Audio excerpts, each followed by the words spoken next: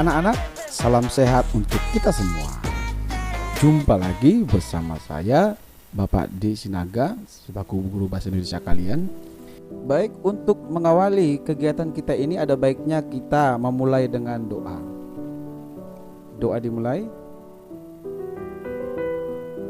doa selesai. Setelah menelaah, saatnya kita tahap penyajian, yaitu menulis dan memeragakan teks prosedur.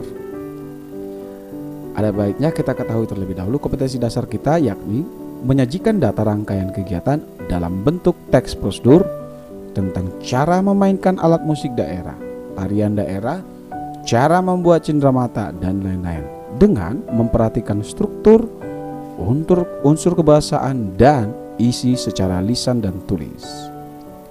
Adapun tujuan pembelajaran kita, nanti siswa hendaknya mampu merencanakan penulisan teks prosedur, kemudian menulis teks prosedur dengan memperhatikan pilihan kata, kelengkapan struktur, dan kaidah penggunaan kata kalimat, tanda baca, dan ejaan. Nah, anak-anak, bagaimana merencanakan penulisan teks prosedur? Panduan menyusun teks prosedur tentang bagaimana melakukan tari daerah, permainan tradisional, atau membuat makanan tradisional yang ada di daerahmu. Tulis 8 hingga 10 kalimat yang mengungkapkan apa yang sebaiknya atau harus dilakukan oleh orang yang membaca teks prosedur tersebut. Contohnya, membuat rendang. Daging sebaiknya dimasak dengan api kecil dan waktu yang lama. Menari poco-poco sebaiknya ditarikan dengan lagu poco-poco atau memutar lagu poco-poco dan langsung diperagakan. Nah, di sini ada panduannya. Coba kamu amati dan simak. Pertama, amati kegiatan warga di sekitarmu yang sedang membuat makanan tradisional, melakukan tarian tradisional. Nah, mengamati kegiatan warga di sekitarmu boleh juga kerabat, anggota keluarga, ayah, ibu, boleh, semua kamu boleh amati. Yang kedua, wawancarailah tokoh masyarakat untuk mendapatkan data cara membuat makanan tradisional atau cara melakukan tarian tradisional dan cara melakukan permainan tradisional. Nah, tokoh masyarakat tidak harus tokoh masyarakat, pelatih dalam melakukan hal tersebut juga boleh, yang ahli dalam bidang tersebut juga boleh. Jadi tidak harus tokoh masyarakat. Nah, di sini saya akan jelaskan apa-apa saja contohnya ya, makanan tradisional, tarian tradisional, dan permainan tradisional. Berikut akan saya jelaskan. Nah, tarian daerah. Tarian daerah itu, pernahkah kamu mendengar tarian kecak? Itu dari Bali. Cak cak cak gitu. Saya hanya menyebutkan sedikit ya. Tari jaipong itu dari Jawa Barat. Nah, kamu nanti boleh cari sumber dari berbagai macam media ya, dari YouTube, dari Google, dan lain-lain. Kemudian tari serampang 12 itu dari Serdang Bedagai, dari Sumatera Utara itu. Tari tortor nih, kita dari Tapanuli Utara, Sumatera Utara. Tari tortor itu banyak, nah, dari tari tortor Sipitu Cawan, tari tortor Sigale-gale ya. Kalau jika kamu pernah pulang kampung ke Samosir, kamu pernah melihat tortor Sigale-gale, itu letaknya di mana? Kamu sebutkan dalam hati. Kita beralih dari suku Karo, ada tari pisau surit. Nah, tari pisau surit itu ada lagu, juga ada pisau surit. Dari suku Nias ada tari baluse. Dari Batak Simalungun ada tari toping-toping atau huda-huda. Dari Tapsel, Tapanuli Selatan, tari endeng-endeng. Dari Papak Dairi, Sumatera Utara ada tari garo-garo. Dan masih banyak contoh yang harus kamu pikirkan dan rencanakan. Nah, permainan tradisional tadi disebutkan. Permainan tradisional itu apa saja? congklak. Jika kamu pernah mendengar permainan tradisional congklak, petak umpet, atau ketika saya masih berada di bangku SD, ketika saya kecil juga khususnya Ali Brondok. Nah, Ali Brondok, kemudian engklek, dan masih banyak yang lainnya. Kemudian membuat makanan tradisional. Nah, ini menarik. Nah, membuat soto Padang, membuat nasi goreng, ya yang simple juga boleh. Membuat bubur Manado, candil ketan, mie gomak. Nah, pernah mendengar mie gomak? Nah, kamu seumuran dengan saya.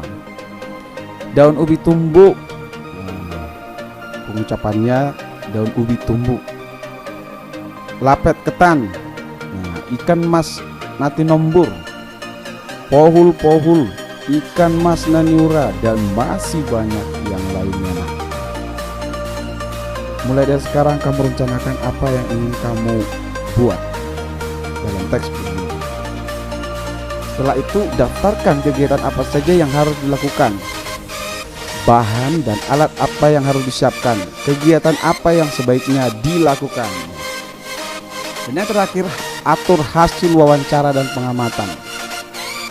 Nah, hasil wawancara yang sudah kamu tanyakan kepada sumber-sumber yang sudah kamu tanya.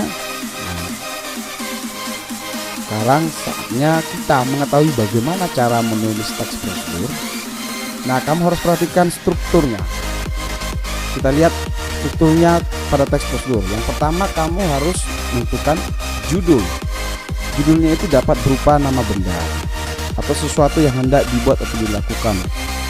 Kemudian dapat berupa cara melakukan atau menggunakan sesuatu. Selanjutnya, pengantar yang menyatakan tujuan penulisannya. Tentunya dapat berupa pernyataan yang menyatakan tujuan penulis.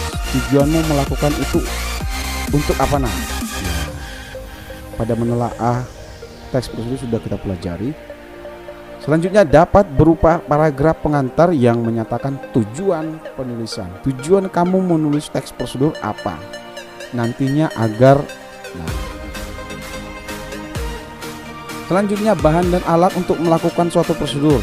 Tentunya dapat berupa daftar atau rincian. Rinciannya apa-apa saja.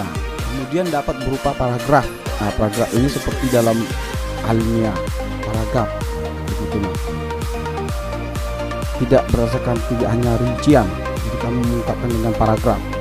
Selanjutnya, pada teks prosedur tertentu, misalnya prosedur melakukan sesuatu. Nah, ada prosedur yang tidak memerlukan bahan dan alat, hanya praktik cara melakukan sesuatu seperti itu. Selanjutnya, langkah atau tahapan dengan urutan yang benar. Nah, itu berupa tahap yang ditujukan dengan penomoran 1, nomor 2, nomor 3, dan seterusnya. Ada juga berupa tahapan yang ditujukan dengan kata yang menunjukkan urutan. Seperti ini, yang pertama, yang kedua, yang ketiga, setelah itu yang keempat, begitu juga seterusnya. Selanjutnya, berupa tahapan yang ditujukan dengan kata yang menunjukkan urutan waktu. Sekarang saatnya Anda melumuri makanan itu dengan mentega. Nah, contohnya dengan menggunakan kemudian ambillah segelas air, kemudian tuangkan. Nah, menggunakan kata kemudian. Setelah itu lapisi adonan. Nah, kita menggunakan kata setelah itu, dan seterusnya. Selanjutnya, tahapan biasanya dimulai dengan kata-kata yang menunjukkan perintah. Tambahkan, aduk, tiriskan, panaskan, dan lain-lain. Masih banyak. Nah, anak-anak, untuk kali ini tugas kita tidak ada, namun harapan saya nantinya kamu sudah dapat merencanakan